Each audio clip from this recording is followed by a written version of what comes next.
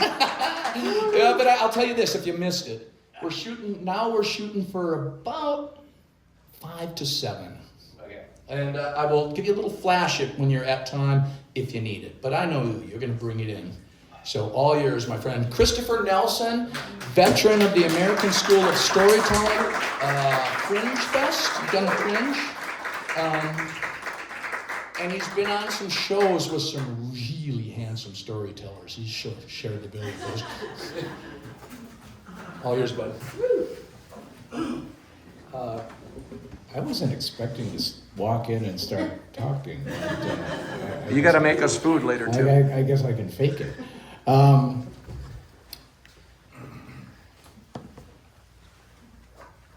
I wanted to be in band. And when I was a junior in high school, my brother willed me his old crusty coronet that came in a case that looked like it had been around the world a couple of times. And the coronet looked at it like it had been around the world more than that. But I played it, and I managed to get into the marching band as a soon-to-be freshman in high school. And I was in the marching band. In the summertime, before school started, we would practice as marching. And we would march in uniform or not, just in rows and columns. And we'd march around the neighborhood around the high school. And it was a very odd feeling to be, marching down the street. We took up the whole street. And the band instructor insisted that we continue marching in place when we were at stop signs. So it was very strange. It looked like a multi-legged car going down the road. But I was thrilled that I got in because that meant I was going to be in the other forms of the band later on in the school year, which was, marching band, pep band, concert band, etc. But what I didn't know was I was going to fall in love during that summer. It was the summer of love. And what we were practicing because the marching band would travel around the country, or not the country, the state, and we would march in these festivals and parades, and there would be judged. There was actual judgments, and we'd score. But the thing is, I never understood why our band never scored well in any of these competitions, even though I thought we were doing pretty well. I later found out, several years later, that when the bus pulled into town, there was a tradition amongst the drummers, and that was that they would hang their bare asses out the window on the way into town. And, well, that kind of screwed up our possibility of getting any points because it said St. Cloud Tech on the side of the bus. So there was my answer as well, we never did well. But during that time, those bus rides, I met Michelle.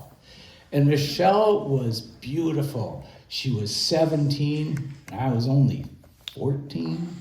And she was interested in me, and I didn't understand why, because I was barely 4'10", and I was treated more like a puppy than I was a person because I was small and I had big fluffy curly hair on top, and I was like a two-legged poodle to these girls. But she had an interest, and we talked in these bus rides back and forth, and I was just thrilled. I said, "Oh, this is great." So that was my summer of love, and fall of love turned into marching in the football games, and then later on in the wintertime for the basketball games. And the thing that made Michelle special was she was a tigerette, and we were the St. Cloud Tech Tigers. So she was one of the girls that would have the pleated skirts and the black tights and the kicks and the marching in front of the band and stuff like that. And I thought, so I wasn't just in love, I was in lust because she was cute. And she wore those tights, so I was like, okay, this is good. And we would meet after the games or at the football games, and there were some clues as to why I wasn't getting any further than home plate. Because, I never figured out. I just figured out it was because I was, I was a freshman, I was short, and I was cute, and she didn't want to really do anything. But she would allow me to hang out with her friends, and that was cool. They'd pat me on the head and continued being treated like a two-legged poodle, but I thought, okay, I can live with this. Because at least I was getting attention, like dogs do. They don't care what kind of attention they get.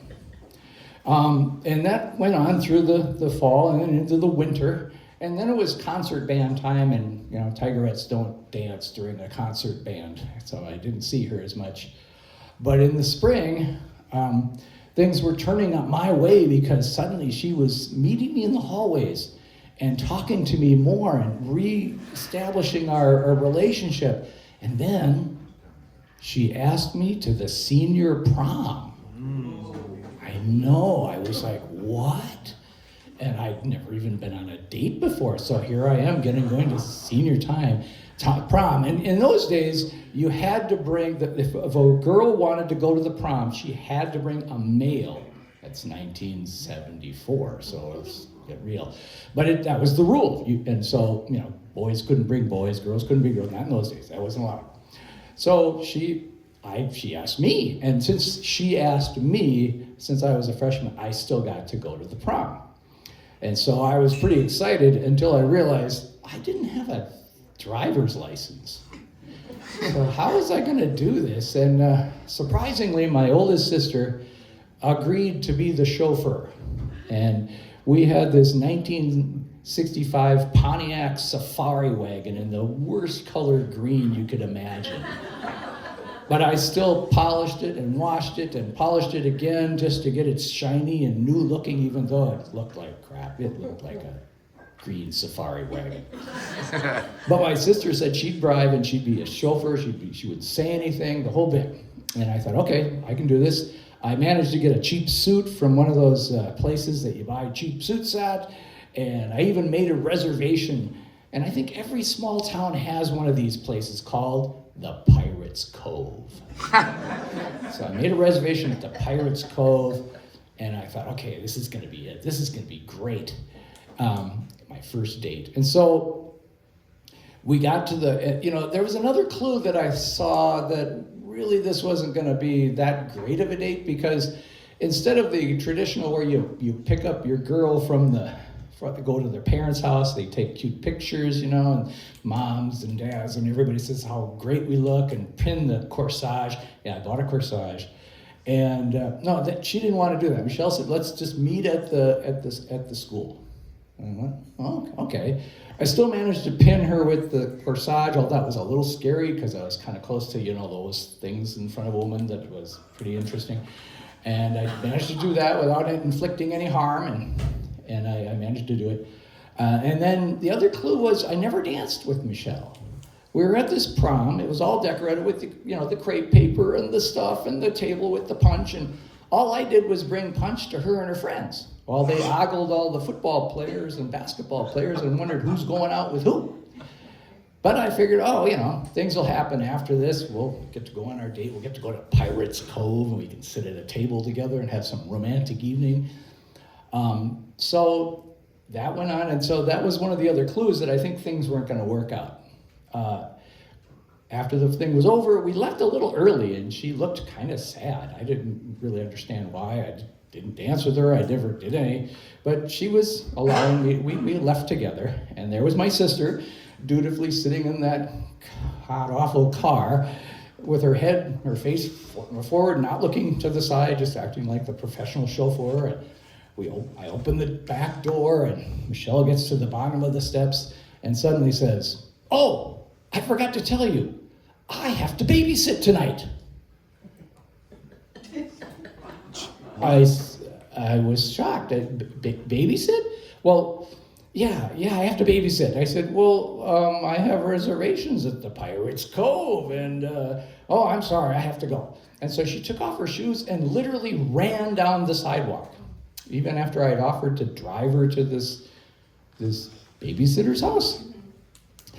She disappeared around the corner, and she was fast because she was a dancer after all, and I never got a chance to do anything, like give her a goodnight kiss or anything. She's gone. And my sister looked at me and kind of shook her head. And I just crawled into the seat and I went to the back seat and I laid down and said, just drive home so nobody could see me sitting in the back all by myself. And that was my, my summer of love, my fall of disappointment, my winter of discontent, and my spring of complete disappointment. Hey, oh, Christopher.